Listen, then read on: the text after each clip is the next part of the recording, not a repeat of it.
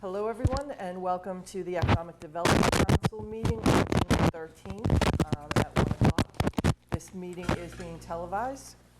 And so the first item on the agenda is acceptance of the meeting minutes from May 9th. If everyone had a chance to take a look at those. I like the format of these.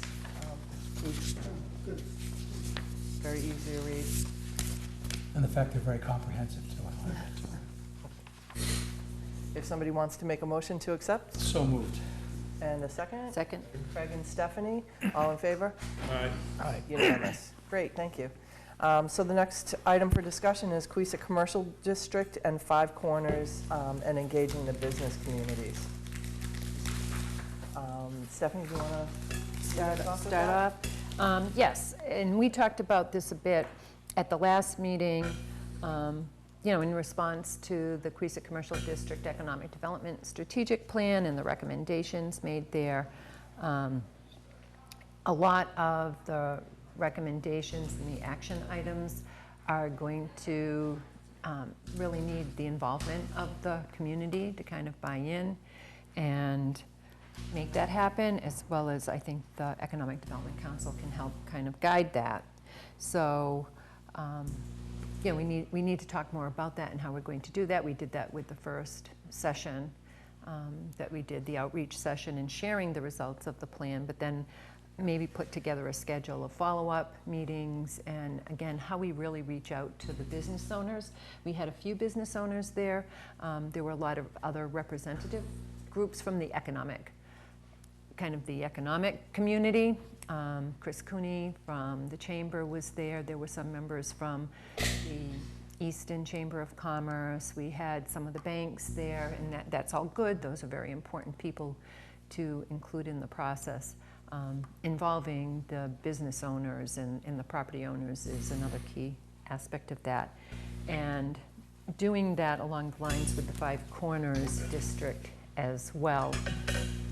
One of the things that a positive result of there being, when the betterments were announced, the preliminary betterments for the Five Corners District, I think a lot of you know that people were kind of shell-shocked. The range of the betterment fees were high, and that a lot of people were going to be hit hard with that. They formed a neighborhood group to kind of get involved and understand the process, and were very supportive in helping pass the district improvement financing program at town meeting, which will help with their betterment costs.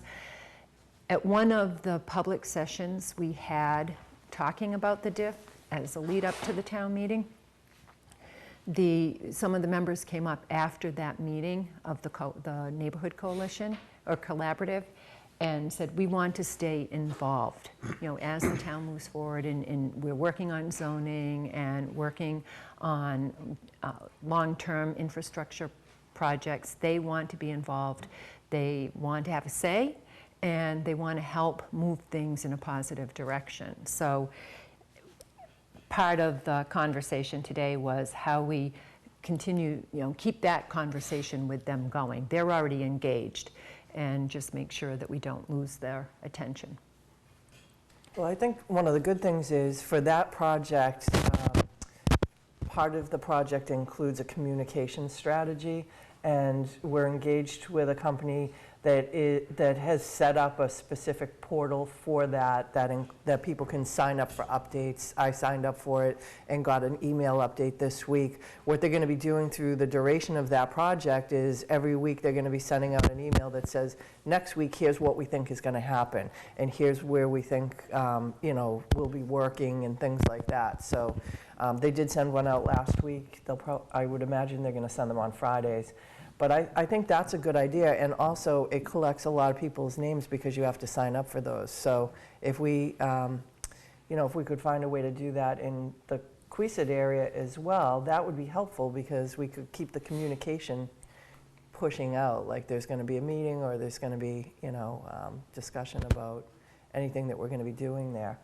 So I think, if everybody in that district down in the Five Corners signs up for that portal, I'm sure there'll be a way that we could use that for, for just general communications of things happening down there.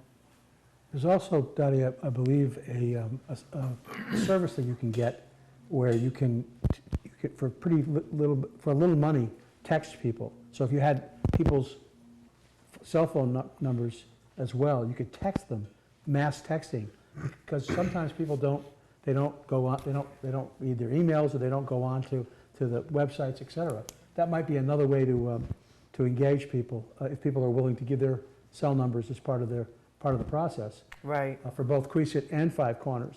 My guess is that Five Corners with Dale Carrister and that group, the Furnace Village group, you could probably approach them, and they might be more, very willing to engage in that, because they really want to be involved. Yeah.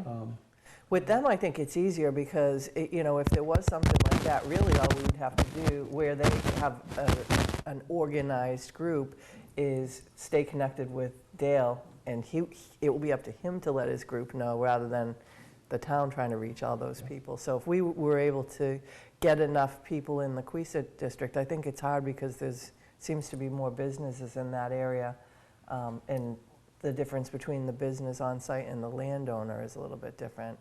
Right. To try to keep track of that, but that would be something to strive for in that area. So we did two things. We did have a sign-up sheet for folks at the outreach session for the Queesit Commercial District, and we kept, we created a list of people we sent the flyer to, announcing that meeting and following up. So we can start working from that. And I mean, that can be something, again, that's a nice canvassing opportunity, going back out. Right.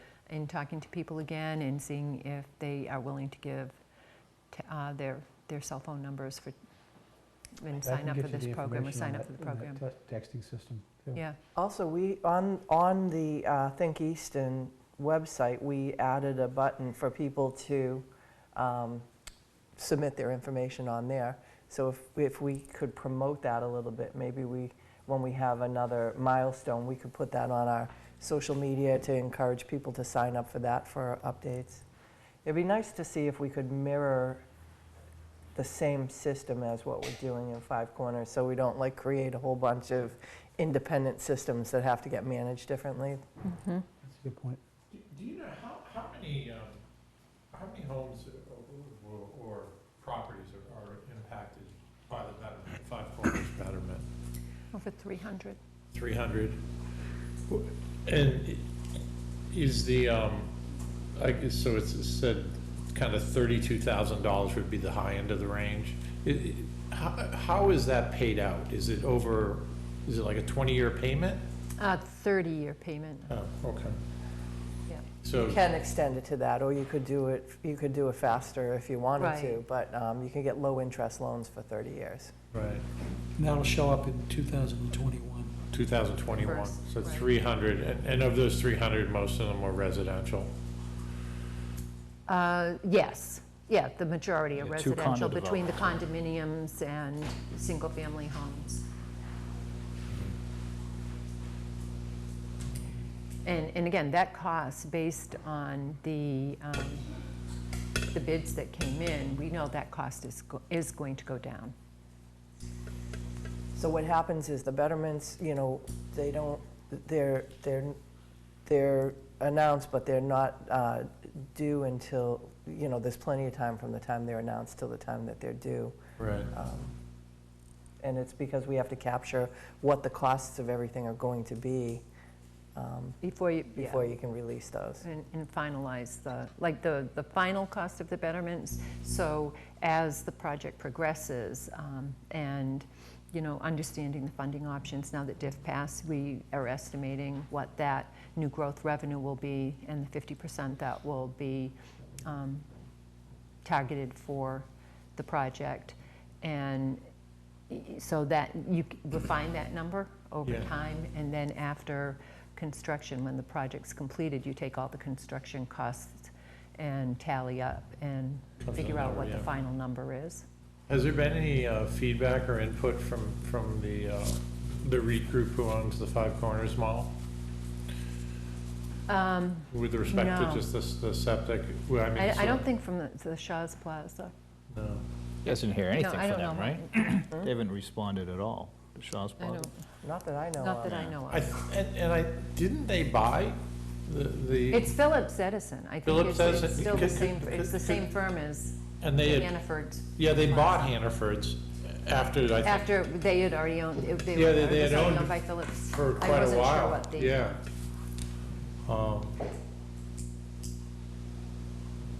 Because I gotta think that they most definitely think the value of that with sewer capacity, of possibly doing more there. I mean, it's almost like a prototypical mall Right. scrape and redevelop opportunity for them. But I think they're limited in terms of what they can do. Like, they would have to sell the property to somebody who actually specializes in taking a mall And, that- and totally redeveloping and it. rehabbing it, adding square footage, changing the parking, changing maybe adding in some places a second story. Well, and part of that too, and the planning board, we just contracted with Judy Barrett, who is a planner and has done zoning and actually helped the planning board with the Queeset Commercial District zoning, to look, there are two things we want her to look at. The mixed use and multifamily for Village Business District, because it's zoned for mixed use. But when they adopted that, they didn't define what the density requirements or limits were. So we're looking at that. And then to look at the Five Corners district and the commercial areas primarily, and what type of zoning that we should consider to achieve the kind of that long-term vision that was identified in the charrette. Yeah. There was talk of having the intersection improved at Quantica. Would that be after the sewer's all done, or is that It will a be separate? after. Yeah, because Yeah. we have to, Get someone to buy the other place across, the foundry or whatever? well, we have to get the money. We have to find money Wouldn't that be to- part of the foundry, whoever buys that? Well, there will probably responsibility? be a mitigation. Yeah. Mitigation Okay. payment, but it won't be the whole cost. the That whole thing. project is estimated, I think Dave Field says 3 million?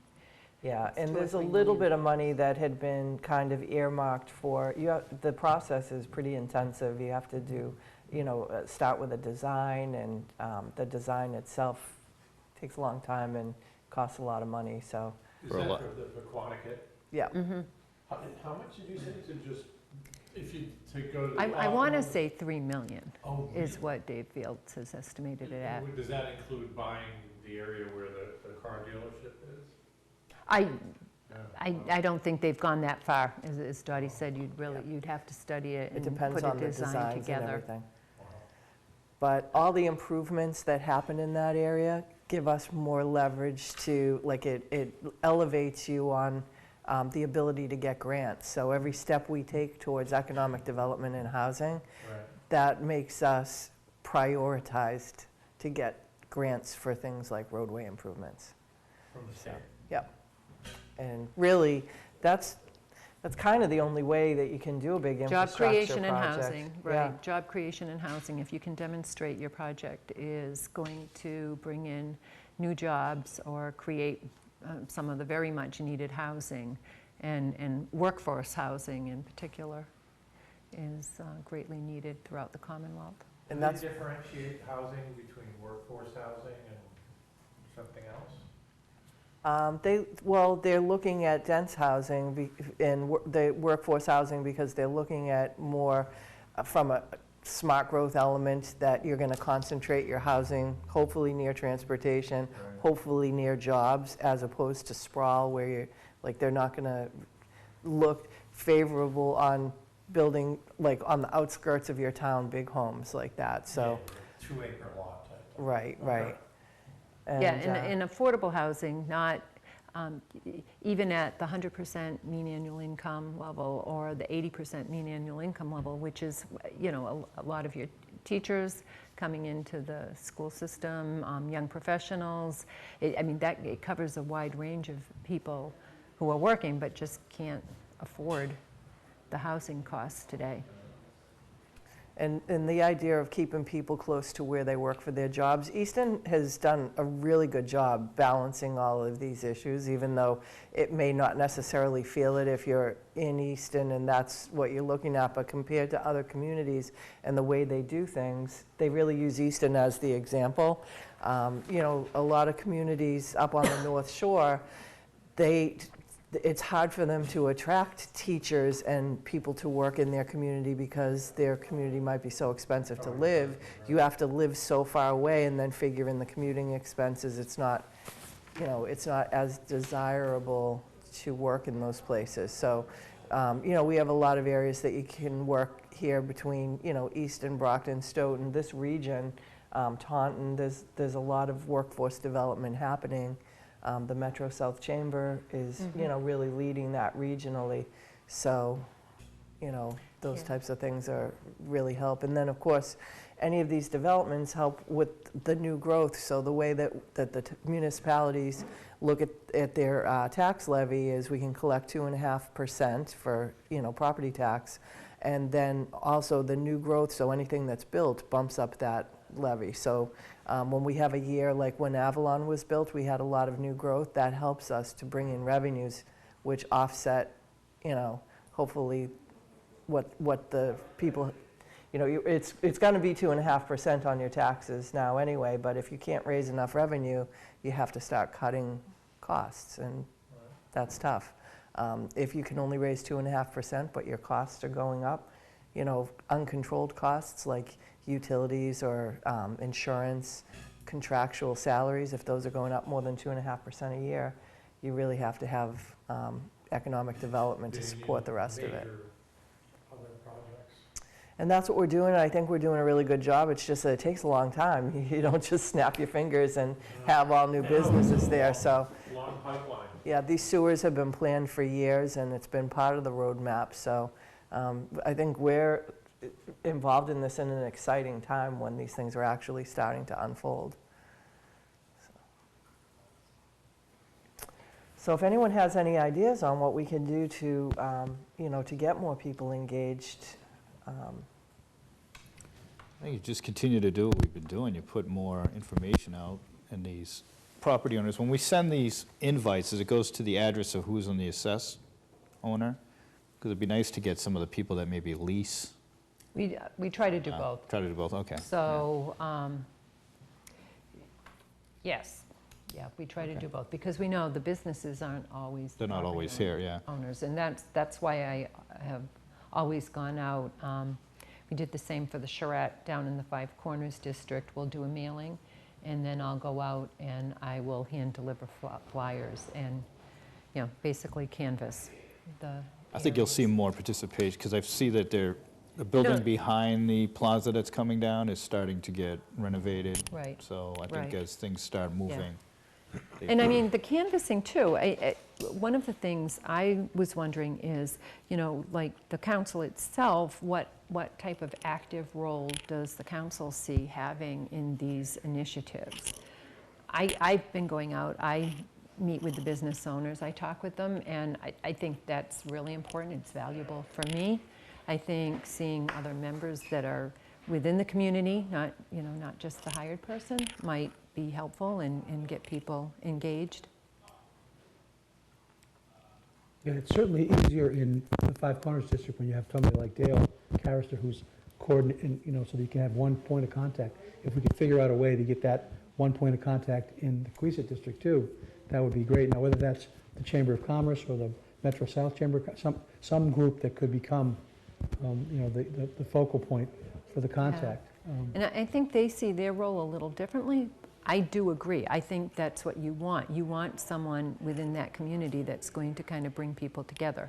So if, you know, some of what was recommended in the plan evolved around or revolved around placemaking, and, you know, we from kind of outside the district, we can go in and say, well, you know, maybe we should build on the theme of industry in that district, because you have the Crowfoot Gear factory that was there, you have the mill that was across the street, you have the old Dean Mill, which unfortunately is not there, but you still have that history. Well, that might be that might be a nice theme to rally around. The folks in the district might have a different idea, or how are you going to execute that? How are you going to build that into? We've been talking with Ed Walsh, who's Full Circle is doing the 661 Washington Street rehabilitation, and when the Dean Mill came down, they rescued some artifacts. One is the auger that was used in the mill process, and the other is a portion, it's like the cage of an elevator that was in the structure, and those have been stored off-site, just sitting, waiting for an opportunity, and they have agreed to figure out a way to incorporate those into some public art on the site. Yeah, Well, we talked about having some kind of a trail behind all those buildings. And when I was traveling recently in a couple of different places, they had like the area to walk on, and then they had these big pieces of public art, and then also it almost like looks like a little billboard, and then it talks about like at this site at this year, this famous person lived here, or this famous, you know, business was here. And it's like to keep you moving down the trail, so it's something different to look at. So that might be a nice, area to look at. I'm guessing too. people don't think of history when they think of the Queeset Commercial District, and yet there's a lot of history there. Could we incorporate the Historical Commission in terms of doing that, working with us on that? Sure.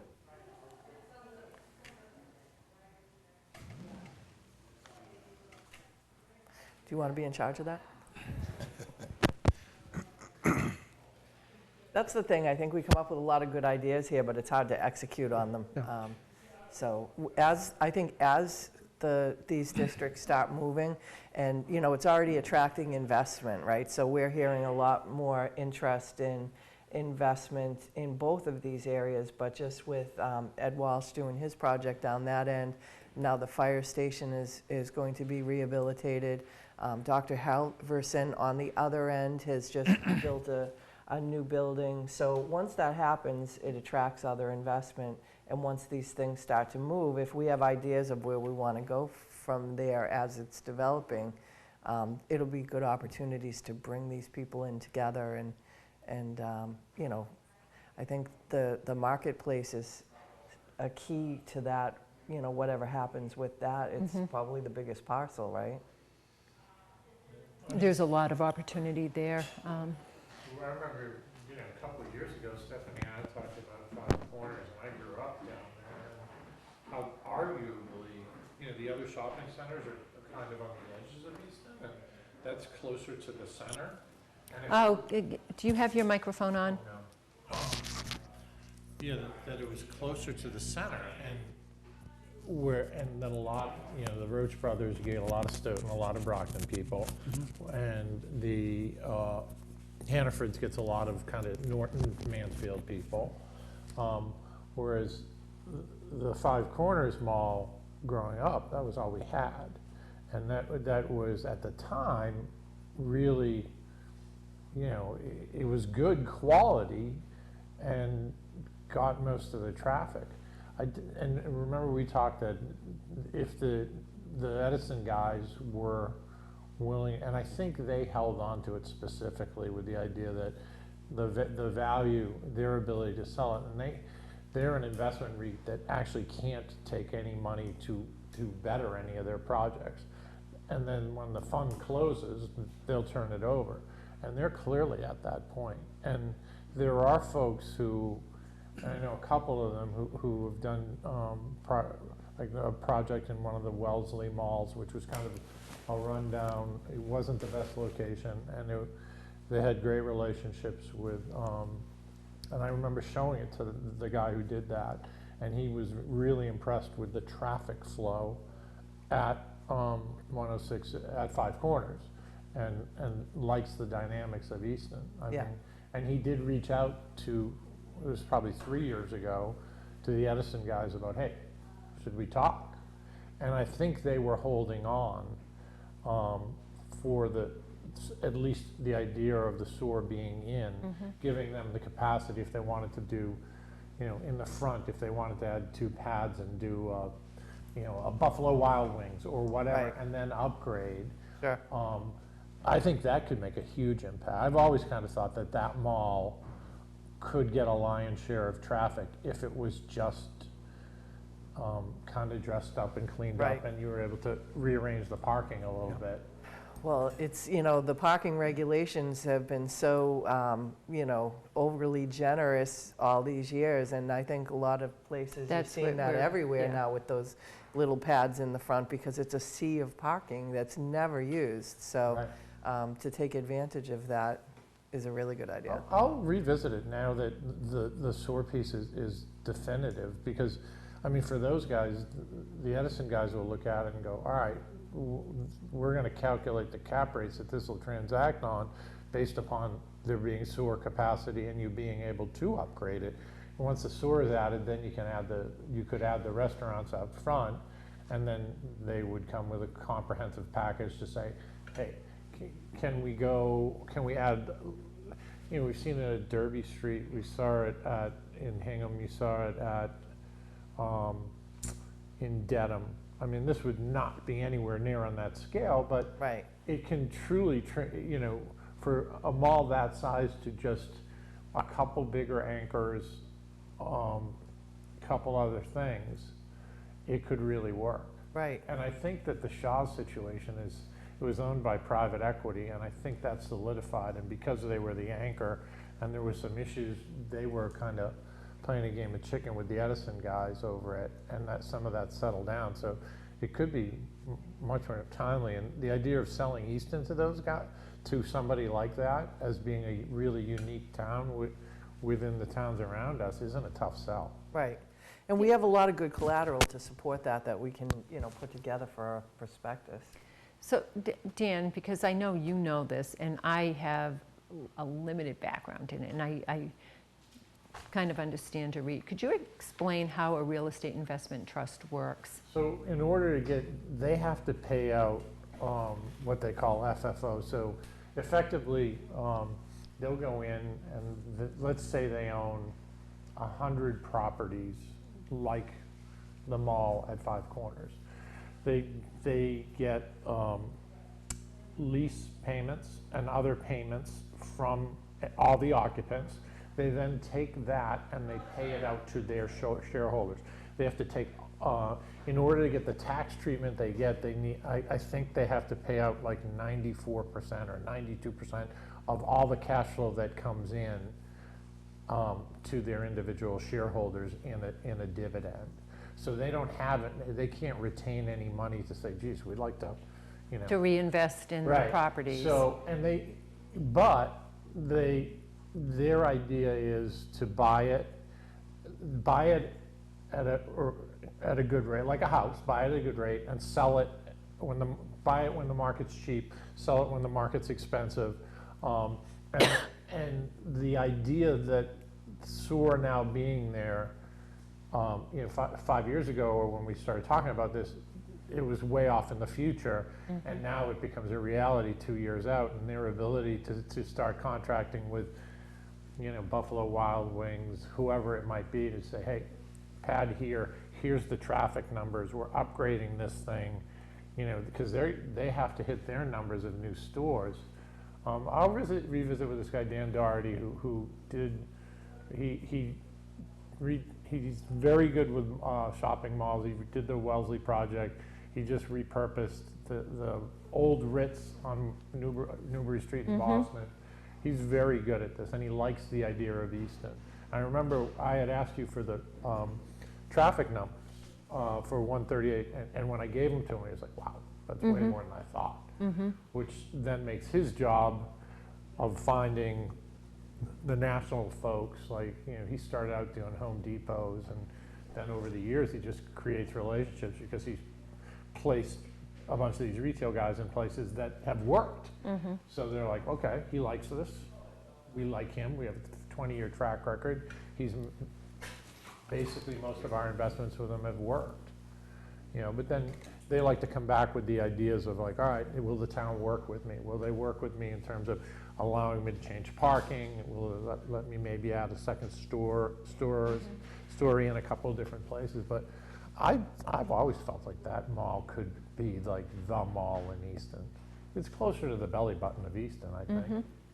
And I think that when we've had interest from developers, that's what's driven some zoning changes to be, you know, if the zoning's not in place already, having a long-term plan for it is something that we can look at to try to Well, make right, zoning I mean, changes if we have to. Right, and that's what the planning board's doing, looking at what is the vision for the area, and then what kind of zoning do you need to help drive that? And I think everyone agrees that that parcel is underutilized, and, you know, is dated at this point.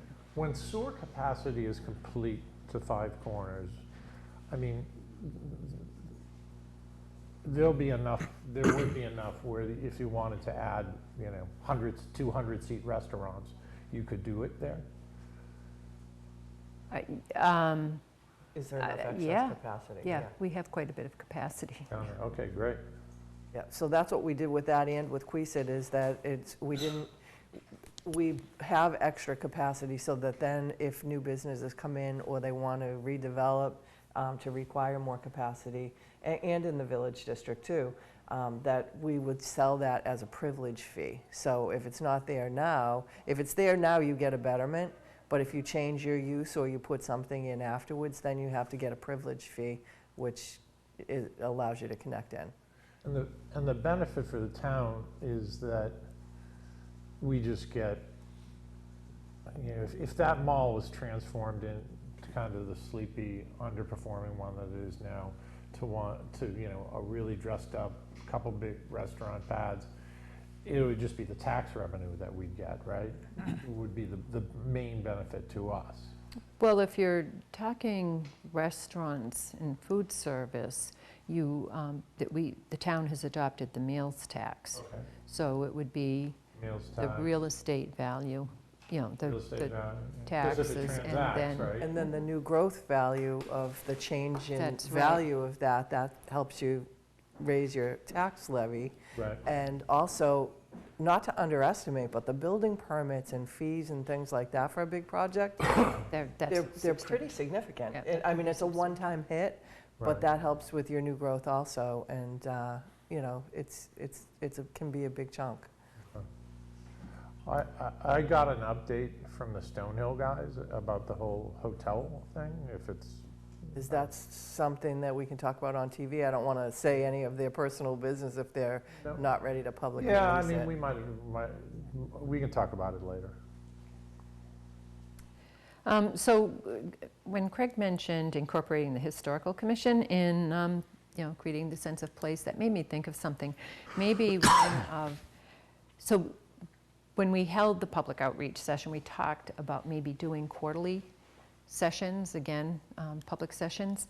And I'm thinking that maybe having a similar session that it involves members of the community, but also the planning board, the historical commission, even the, you know, members of the conservation commission, to just have a discussion, and maybe even do it over in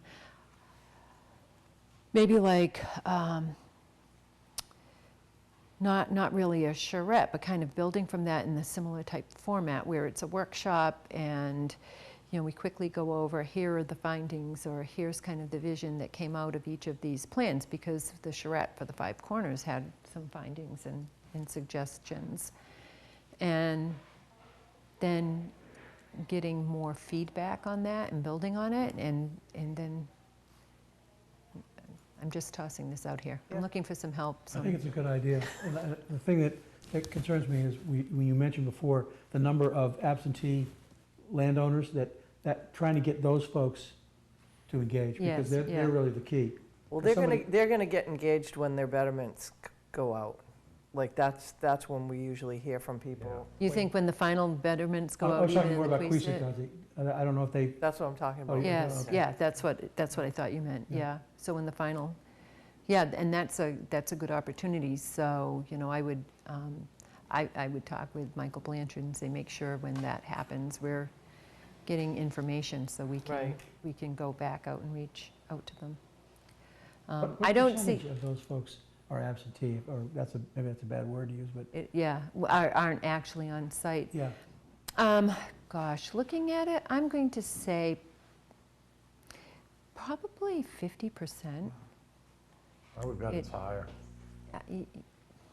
Well, I was surprised. Some of the small businesses that I thought were probably leasing owned their properties. You're So like one of the I'm talking Queeset. the Queeset, yeah, Yeah. yeah. But I would say it's at least 50%. And we've kind of talked about this at different times, but for district management, some communities have, and Keith McLaughlin's, he has some properties in business improvement districts. I don't think he's a huge super fan of it. It depends on how they're managed. But even if it wasn't like under the name business district, but it was, you know, a neighborhood alliance, or if those business owners could get together and form some type of a group, that would really be helpful to all of them to kind of promote that area. Yeah. And I think as that develops, it's not something that we would do or that the town would do, but we could get them information Right. if they wanted to get together and do it. Because I was in Northampton a couple of weeks ago, and something that just struck me when I was in their center is their signage, like their facades of their buildings. The signs were all different, and they were all different colors and materials, but they were somewhat the same size. Like there was a Some sort of continuity to restriction. them. Yeah, so like even if it was something like, you know, They have, Something well, like they that have, in that area. because so I didn't, it's kind of funny, Dottie and I were in that area around the same time, but not at the same time. right. So a business improvement district is actually a formal district that you pass, and I think it has to go through town meeting and everything. And each of the properties that are in the district are assessed a surcharge. And those properties have to agree. It's not like the local historic district where you don't get to opt out.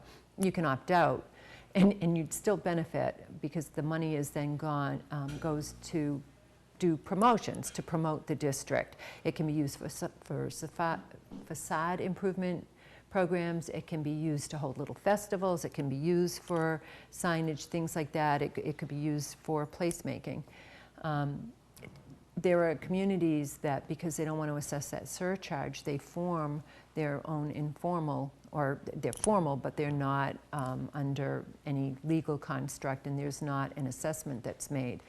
But they would collect money, and people would voluntarily contribute or buy a membership into it, and then they do the same type of things.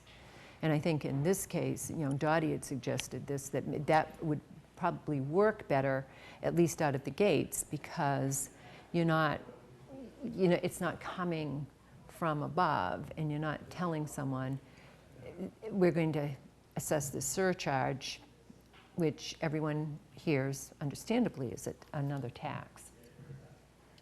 Yeah, Taunton has a business improvement district, so you'll see a lot of information like about events in the Taunton Green, and all of those you know, businesses in the district contribute to that. So it might mean extra trash pickup if there's a lot of restaurants in a district. It might mean extra snow removal, you know, other than to enhance the municipal, so that every business didn't have to hire their own person to shovel their walkway. It might be that they hire an organization. Downtown Boston has that down in, you know, for trash removal, and for, like, you see people out in uniform sweeping the Downtown streets with a- Crossing. yeah, downtown crossing with like trying to keep the appearance, or the flags that they put up for different events or the holidays or things like that. Really give it its own sense of like identification for that space. So just something, you know, that might be of interest to the people in that area. I mean, it's tough to, because what you're talking about Northampton is probably what they call a common scheme restriction. You see that a lot in the Cape. Yeah, And it might be difficult in that region, because while there'll be that new project, which will, you know, have continuity, as you know, plazas are very different look. You get the florist and different things like that. But, I mean, maybe they can come up with some sort of general guidelines that they all buy into, because I think it's better if they buy into it, or else, you know. And with site plan review for anything new or any major changes, that might be an opportunity to, you know, talk with people to encourage them of, Right. you know, what their neighbors are doing and how that might benefit them, you know what I mean? Does the town have the ability to seize property through eminent domain, or no? Well, And that's an extreme step, I'm just saying, there's a again, couple Property the you wanna short, see- buildings that have been falling down for years, and, the, you know, you know, that's, yeah. I think in most cases where that's done, it's when the town or city has a redevelopment authority. Right, And right. I we was don't going to have say a it's urban redevelopment renewal and authority. redevelopment Right. authority, and that's what they do. One would hope that when the Korea's Plaza things gets they do. redeveloped, and people start looking at that saying, wow, Right. look at what my property does, it pales in comparison to that, and Or other developers will Yeah. see that and see some of these other properties and What's the maybe make an timeline on offer. that? 661, it's at least a 2-year project. When- plan's been They're approved, or no? starting. They started clearing.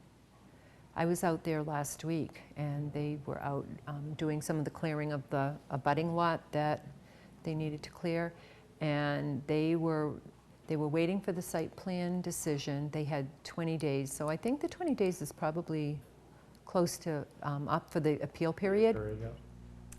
And then I expect that they're going to be filing their demolition permits if they haven't done so already. They probably haven't completed them, but then that's kind of the first step. And their plan is to, they're going to do portions at a time. They're going to get all the infrastructure in first and then build out portions. So what are the incentives we could get, you know, for somebody, I mean, Eddie and I grew up together, went to school, same grade, and, you know, other than somebody who's a native son of Easton and maybe had owned a piece of something or had a family, what are the incentives we can kind of, other than like saying, hey, Easton's a great town and has all these features that they're gonna kind of see and probably put in, they're gonna figure one way or the other. What are the kind of incentives we can give to like a major investor or developer to come here to do something that could be groundbreaking, like really be a game changer for us? Well, there, Other than that, I mean, we're you gonna could do work a collaboratively TIF. with them. You know, things you could do versus what we'd really want to do might be Right. two different things. Right. Like, right, you know, the tax, tax We wanna stay incremental away from that. financing is one tool. I was thinking more, most larger developments are familiar with the type of funding options that are available through mass development, but if it's someone who's not, you know, helping them with that, if there's a historic preservation aspect of a project, that might be something that the town would consider looking at assisting with a CPA grant. Right. You know, of course, those funds aren't coming in as, at the levels they were, you know, because so many communities now have adopted Right. CPA. What we try to do is we try to look for the opportunities, the funding opportunities or technical assistance opportunities that would benefit a developer, someone Yeah. looking for that. So, for example, Mass Development has a technical assistance grant for site preparedness. And that types of projects that are eligible for that grant opportunity would include doing a master plan for an industrial park, or looking at your existing industrial park and looking at opportunities for expansion, or looking at parcels of land that are in proximity together, Yeah. in proximity to each other, and doing an aggregation plan. So if you aggregated those parcels, and these would again be underutilized or where there are opportunities for infill, looking at that and coming up with a plan that how you might develop that area and get more use out of it. And those are tools that you can use and market to developers. or do in conjunction with someone who has expressed an interest. And Stephanie has really grown the relationship with Mass Development, and we see the Mass Development rep at a lot of different things. So I think it's worth noting that there's a lot of work that people don't realize that the planner does, and staying on top of all of these opportunities that come up, like the DIF, these technical assistance grants. You really have to be paying attention, or have relationships with the organizations that have them. So if they know what you're working on in the town, they can reach out too and say, did you know that there's this thing available? So I just thank you for your work on that, because it makes a big difference. welcome. All right, anything else? If anybody has anything that they want to put on the agenda next month, reach out and let me know so that we can get that added. So could we talk just a little, so I don't see having like another outreach session over the course of the summer. We've got an awful lot going on internally, and I just think with vacations and everything, but over the next 2 meetings, do we want to start talking about maybe planning for fall sessions, fall outreach? Sure. Yeah, I think Sounds makes good. sense. Yeah.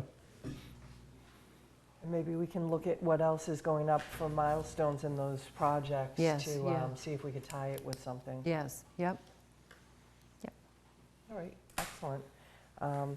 Maybe Doug will let us use one of his rooms. Yeah. It's nice to have the meetings in the district that we're talking about. So it was good for the last one to do it at Stonehill, but, it might be nice to do it Yep. somewhere. All right, great. And our next meeting is scheduled for July 11th. So, Just before I go on vacation. all right, and Roy has resigned from the board because he has a change in his schedule. So there's an alternate position open, and I believe somebody has applied for that. So may have a new face. All right. All right, I'll take a motion to adjourn. So moved. Seconded. And Tim, all in favor? Aye. Unanimous. Thank you. All right. Thank you.